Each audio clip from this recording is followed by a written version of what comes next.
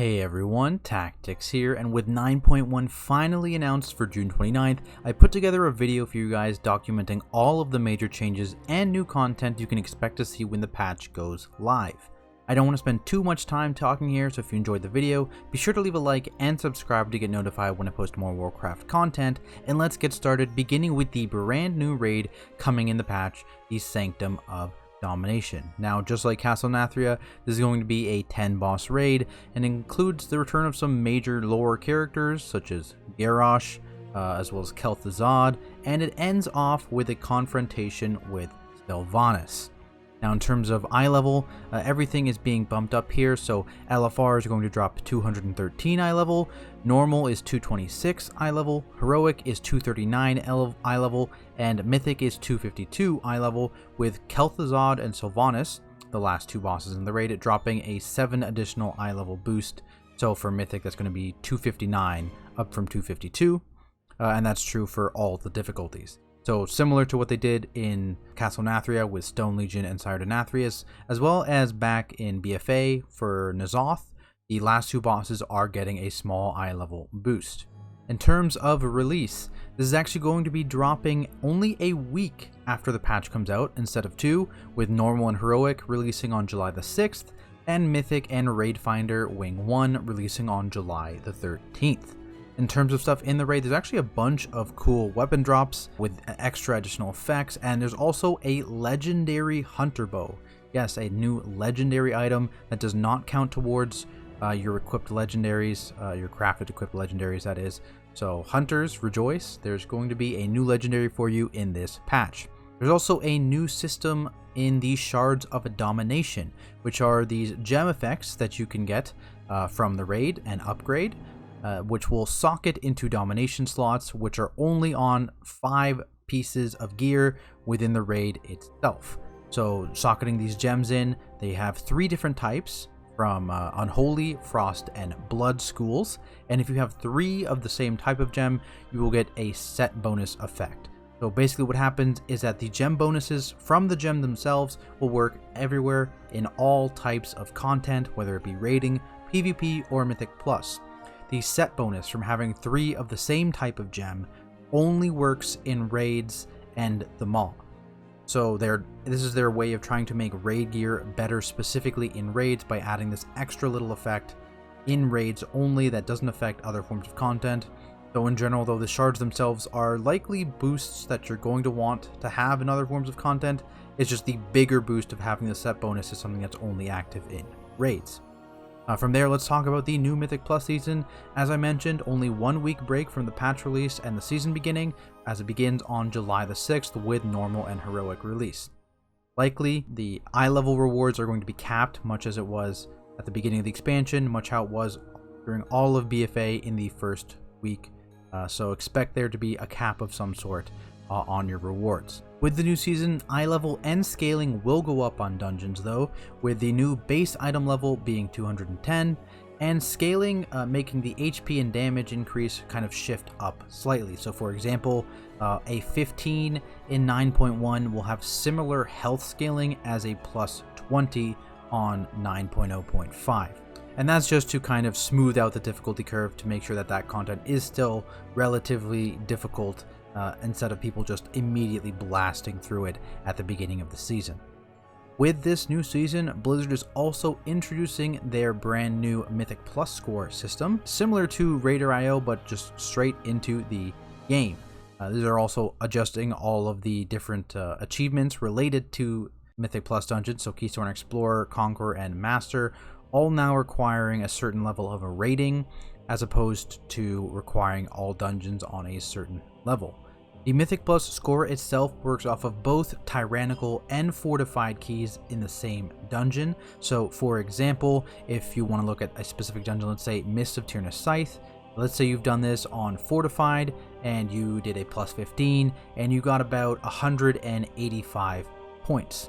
Let's say you also did this on tyrannical and you got a plus 13 tyrannical only, and so you ended up with about 160 points. Basically what happens here is that your fortified key is your higher key, so you'll get those full 185 points towards your score, and then the 13 tyrannical key is your lower key, so you'll get 1/3 of those points towards your score, or just 53 additional points. So basically, for a single dungeon, you'll want to push keys on both Fortified and Tyrannical in order to maximize your score. In terms of rewards, there's of course the new title, Tormented. There's also a new mount reward, and for completing a +20 dungeon, you will actually unlock dungeon portals, similar to the challenge mode portal teleports for yourself. You will unlock those if you complete a dungeon on a +20. So something for people to push towards after they've achieved KSM, which is always really cool to see.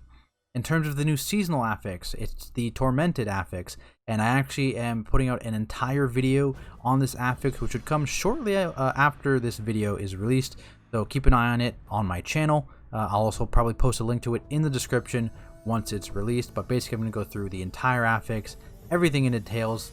But for the Spark Notes, basically it's going to be 4 lieutenants throughout the dungeon. They spawn in set locations, they drop set powers depending on your role. There's no randomness whatsoever. I actually am quite a big fan of it, and I'll go into more detail in that video. On the topic of dungeons in the patch, we do have a new Megadungeon in Tazavesh coming out, and this is going to be Mythic only on release. It's not going to be in the Mythic Plus dungeon pool. It's similar to the Mechagon Megadungeon as well as the Karazhan Megadungeon. So the gear here, not in the Mythic Plus pool, Mythic only, and it's going to drop 226 eye level as opposed to the 210 eye level, though note it is not Valor upgradable. So really this gear is great for catching up at the beginning of the season and not too much else, but it is going to be great catch-up gear for alts, for newer characters, and just like with the other Mega Dungeons, there is a hard mode version available that lets you unlock a new mount. Torghast is also seeing a pretty substantial upgrade in this patch. Basically, they're adding a new Torghast only talent tree, very similar to the Vision talent tree, if you guys remember in 8.3. They're adding new torments and new blessings to the system as well. So things like traps dealing additional damage, basically the raging affix getting thrown in there. So new things for players to deal with and benefit from. They've reduced the number of floors from 6 to 5 per layer, and they've added 4 new layers, so layer 9s through 12, all giving a new currency called Soul Cinders, as well as additional Soul Ash for you to upgrade legendaries up to rank 4, as Soul Ash is no longer required after rank 4. You just need your Soul Cinders to upgrade your legendaries to rank 5 and 6, which are eye levels 250 and 260 respectively. There's also now a Soul Ash trader, so you can send your Soul Ash to other characters on your account for a small premium, which is super nice to see, whether that be for funneling Soul Ash to your main early on in the patch to get them new legendaries, or chipping Soul Ash off to your alt later on in the patch to get them different legendaries. Overall, this is just a great change to see. In terms of Torghast itself, there is no more death counter whatsoever. They have a new scoring system, which is based off of speed, it's based off of completion, and it's based off of these kill streaks you have. You'll get also minor score boosts for smaller accomplishments, such as dodging all the traps or rescuing souls and other NPCs. But basically, you'll accumulate these points, and at the end of the run, you'll get a number of gems based on how well you did. So if you do a run faster, you get more points. If you kill more things and destroy more urns, you'll get more points. And if you use the empowered kill streak, which is basically this bar that fills up, and once that's 75%, you can activate it. Anything killed during that counts towards the kill streak, and that will also increase your points at the end of the run. If you get 4 gems, it unlocks the next layer, so you need to 4 gem layer 9 to unlock layer 10 to unlock layer 11, etc. If you get 5 gems after you get a certain talent in the talent tree, you'll be able to unlock some bonus floors, which have the chance to contain some extra goodies, such as socket items and conduit upgrades, without needing the rep. Speaking of the rep, they are involved with Korthia and the Maw. So very early on in the patch, you'll be able to just mount in the Maw, any mount, any character, whether you've unlocked that Shadehound or not. You'll be able to mount in the Maw and in Korthia. You'll also be able to eliminate the Eye of the Jailer, so you no longer have that restriction on the time you spend there. In this new area of the Maw in Korthia, there's a bunch of upgradable catch-up gear you can get. There's many new mounts and pets to obtain, as well as a new daily hub with quests to complete with a rotating set of visitors similar to the Megadungeon daily questing system, if you remember that. In this hub, there are 2 new reputations. There's the Death's Advance, which they have a bunch of cosmetic items, including mounts and a transmog, as well as the Archivist's Codex, which has the things like I previously mentioned, the socket and conduit upgrades, similar to Venari, as well as some additional cosmetics. Inside of Korthia itself, there are also assaults you can complete twice a week to get a cache, which rewards you some soul cinders, so the legendary crafting material for rank 5 and 6, as well as a chance at some cosmetics, such as mounts, stuff like that, and also a chance to get some of the new crafting material that the actual legendary profession crafters will use to upgrade their rank 4 base items to rank 5 and rank 6. So all around, definitely something you'll want to complete every week.